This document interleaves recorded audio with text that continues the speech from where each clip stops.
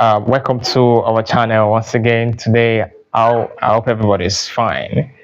I want to bring to you the chains of survivor of cardiac arrest. If you've been following us, you've been discussing the step-by-step approach of what to do when there's a victim of cardiac arrest. We started from the first link is to recognize cardiac arrest. And how do you recognize if this is actually a cardiac arrest? You check for response. You tap the shoulder. Hello, are you okay? What's going on? Can you talk to me? No response. You check for pulse just within 10 seconds. No response. You also check for respiration. Is the chest rising and falling? And if those three things are absent, then you are dealing with cardiac arrest.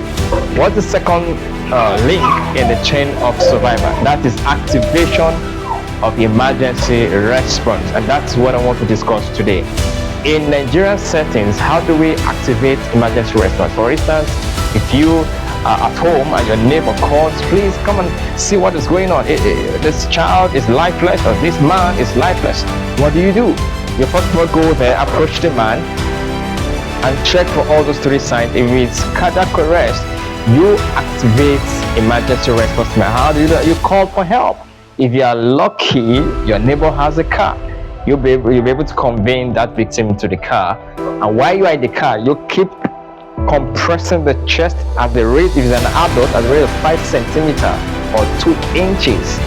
If it's a child, you compress at a reduced depth of about 4 centimeters or 3.5 centimeters, depending on the diameter of the chest. But our major challenge and our major concern today is the delay in emergency response. I initially mentioned that it's when you are lucky. So what if your neighbor doesn't have a car?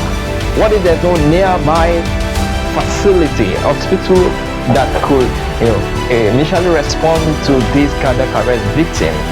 That is why we normally and then advocate that everybody, both the paramedics, the military, and even 2 persons in the family should know how to resuscitate a victim of cardiac arrest.